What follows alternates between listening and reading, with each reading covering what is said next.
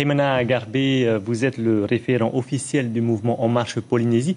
Avant d'aborder les propositions d'Emmanuel Macron, vous êtes inconnu dans la vie politique. Comment avez-vous obtenu la représentation d'Emmanuel Macron?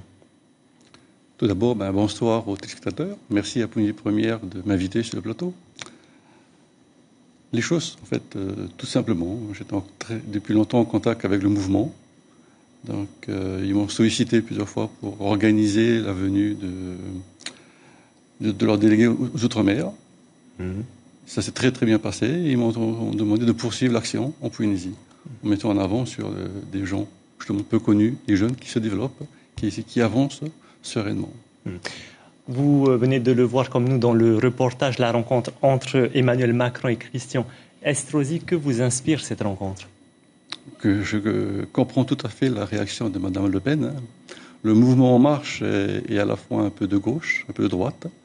La gauche est plutôt pour l'égalité, la droite plutôt pour la liberté. Mais le mouvement En Marche, lui, est énormément pour la fraternité. Donc, il est le seul mouvement qui, lui, peut rassembler énormément ce que Mme Le Pen ne peut pas se permettre. Quelles sont les propositions, les principales propositions d'Emmanuel Macron pour les Outre-mer et plus particulièrement pour la Polynésie? Je dirais simplement que le plus grand problème qui concerne la grande majorité de la population, c'est bien la cherté de la vie. Et à ce titre, le mouvement En Marche a plusieurs pistes de solutions à proposer dans son programme. Et tout particulièrement pour les Outre-mer, elle propose l'installation de la BPI France, une banque publique d'investissement. D'ailleurs, le représentant aux Outre-mer l'avait déjà informé, avait déjà communiqué sur ce point-là. Quel avantage ça apportera? Simplement, c'est que les entreprises, les sociétés, les entreprises, on entend par les patentés, auront accès à des finances publiques qui pourront améliorer nettement leur trésorerie.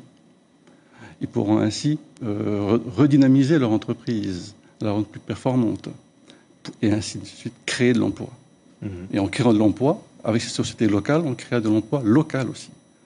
Mais le programme ne s'arrête pas là. Pour ceux et celles qui, hélas, perdraient cet emploi sans que ce soit de leur fait, il est aidé de proposer une assurance, non pas de chômage, mais une assurance de formation. Ainsi, ceux et celles qui auraient perdu leur emploi pourraient suivre des formations qualifiantes et retrouver rapidement sur le marché de l'emploi des emplois qui pourraient les intéresser. Heymana Garbé, vous restez avec. Heymana Garbé, quel est votre constat de la situation économique et sociale de la Polynésie? Comme je le dis, l'un des facteurs principaux, c'est l'emploi, qui impacte sur le coût de la vie. Le mouvement En Marche prévoit de favoriser la création de l'emploi et la création de l'emploi local. Dans les quartiers défavorisés, on voit des jeunes qui se prostituent, des jeunes qui font des actions pas très légales. Tout ça, c'est ce qu'ils essaient de s'en sortir. Donc, arriver à les aider en favorisant la création de l'emploi local permettrait de limiter cette spirale. Parmi vos propositions, une de vos priorités, c'est également la lutte contre les violences intrafamiliales. Comment comptez-vous vous y prendre?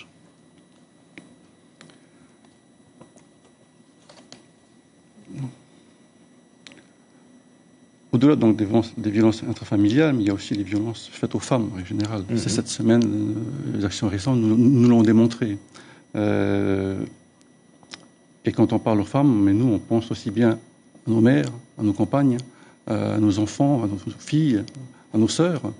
Et le mouvement En Marche a un point d'orgue pour valoriser la femme.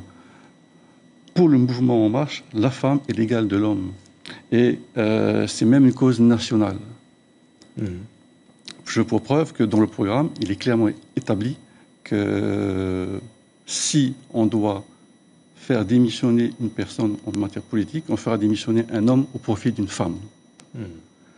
De plus, les partis politiques ne pourront bénéficier de la totalité des subventions publiques que s'ils respectent la parité. Ainsi, s'ils ne suivent pas la parité, ils seront sanctionnés avec moins de subventions publiques. Donc la notion d'égalité est primordial pour le mouvement En Marche. Donc, comme ils le disent, l'égalité des hommes et des femmes est une cause nationale.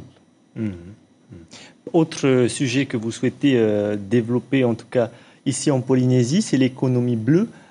Comment comptez-vous développer cette économie dont tout le monde parle aujourd'hui, notamment les candidats à l'élection présidentielle?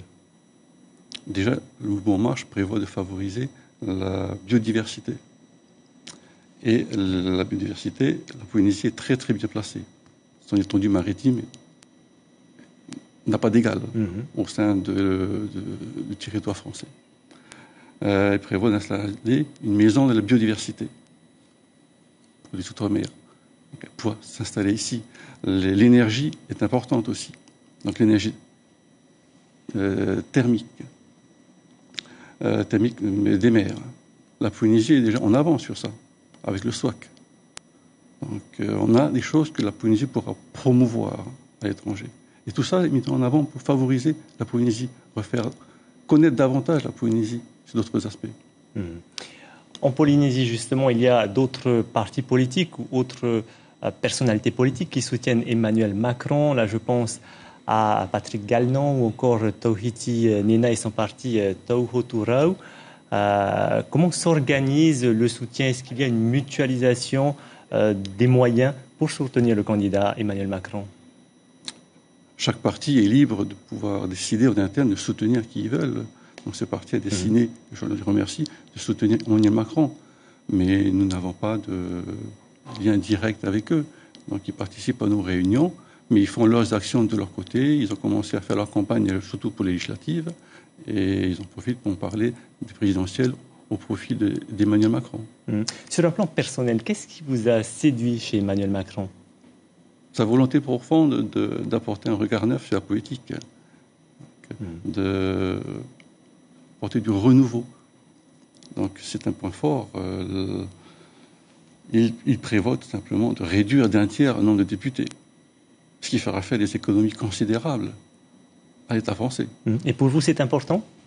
C'est important que, à la fois, demander des efforts financiers sur les particuliers et demander des efforts financiers sur les entreprises, sur l'administration aussi, mais peu sur les élus. Et là, il va montrer que les élus aussi vont se mettre à la page, participeront à l'effort de tous. Une dernière question, Heymana Garbé. Prochaine élection, c'est les législatives. Êtes-vous candidat pour ces élections avec les investitures? On parle beaucoup d'investitures. Or, le groupe d'Emmanuel Macron a décidé de ne pas donner d'investiture avant le deuxième tour des élections. C'est bien ça? Donc, pour les investitures, le mouvement En Marche est clair à ce sujet. Ce n'est ni moi, ni le délégué aux Outre-mer qui décideront qui sera nommé. Une commission nationale composée de 9 personnes, avec 5 femmes d'ailleurs, et c'est eux uniquement qui choisiront les investitures. À condition aussi que chaque personne ait un casier judiciaire B2 vierge. Si je respecte l'ensemble des conditions, je vous annonce ici sur ce plateau, je ne suis et ne serai pas candidat pour les législatives. Ça sera le mot de la fin. Merci Heymana Garbé d'avoir accepté notre invitation. Merci beaucoup. Merci à vous.